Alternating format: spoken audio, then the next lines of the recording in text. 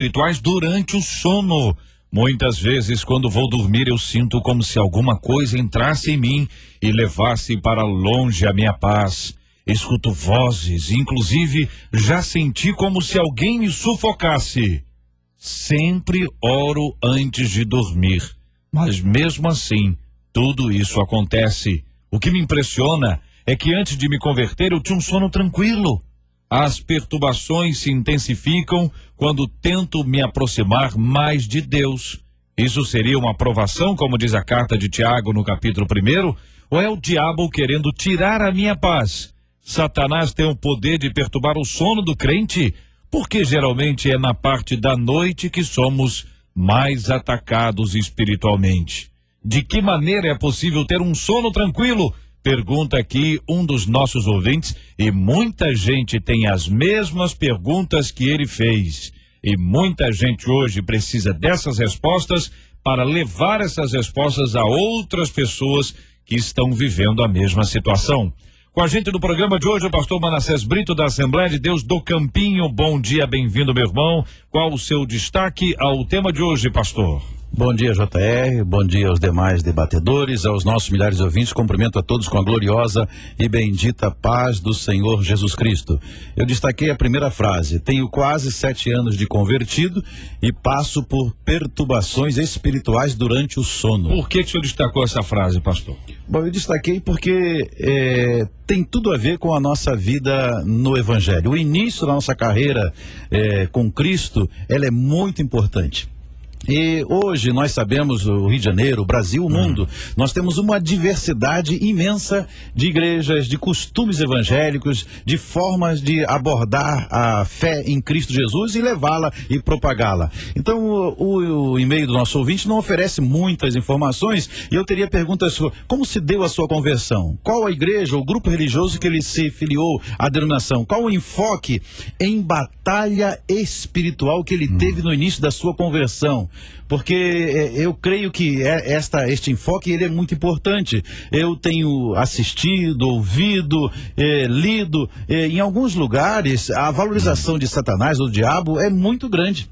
Ele é quase importante, tanto ou maior do que Deus em relação à vida. Então as pessoas, ao entrarem por evangelho num sistema como esse, ele acaba absorvendo a ideia de que Satanás é aquele que vai lutar com ele às 24 horas e pode vencê-lo às vezes, né? Estou entendendo, pastor. O senhor está dizendo que existem igrejas, que a gente não sabe exatamente qual é a igreja desse nosso ouvinte aqui. Exato. Mas como a gente trata o assunto em tese, a gente amplia. Então quer dizer que existem igrejas onde se dá muito mais volume de palavras, muito mais atenção, muito mais enfoque, muito mais ênfase na questão da ação do diabo e na pessoa dele, do que nas obras de Deus e na pessoa de Deus e nas ações de Deus. E isso pode gerar exatamente esse tipo de perturbação aqui. E eu tenho experiência própria de ter recebido na igreja a pessoa oriunda de um outro grupo e estava traumatizada com tudo que Satanás estava fazendo.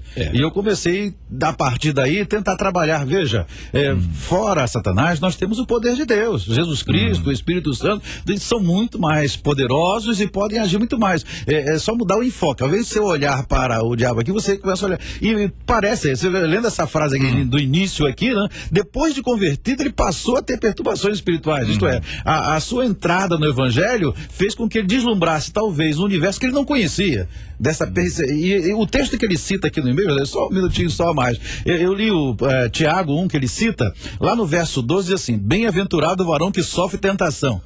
Eu quero crer que talvez, ele até citou isso, ele deve estar se sentindo valorizadíssimo, apesar de estar não podendo dormir, ele está valorizando uma coisa que não era para valorizar. Eu gosto de citar ainda, nós temos aqui na MK um livro do pastor Valtair, que fala sobre colocar o diabo no seu devido lugar, e ele enfoca muito bem essa questão. Vamos pensar um pouco sobre esse assunto, irmãos, para a gente entender, porque de fato existem pessoas que estão nesse enfoque que foi dado aqui agora, Você sabe muito bem, tem gente que fala sobre o inferno como se tivesse saído de lá recentemente, né? Fala com a propriedade, que é uma coisa impressionante. Fala sobre o diabo com a intimidade, parece estar caminhando com ele há bastante tempo. E pra gente entender, agora não tem também a pessoa tá na presença de Deus, não tem nada de exagero, não tá com esse enfoque, e ainda assim exige essa perturbação, pra gente tentar ponderar um pouco para ver se existe. Olha, não, tem outra possibilidade sim, isso pode acontecer. Pastor Wander Gomes, da Primeira Igreja Batista do Recreio, bom dia, bem-vindo. O que pensa o senhor sobre este assunto? Bom dia, JR, bom dia aqui aos nossos debatedores, aos nossos ouvintes. Eu acho que ele está atribuindo o problema dele a uma questão espiritual, isso é muito claro no texto, mas eu quero colocar isso em xeque. Será que realmente isso é uma questão espiritual? Pode ser uma questão fisiológica, de alteração do sono, pode ser psíquico.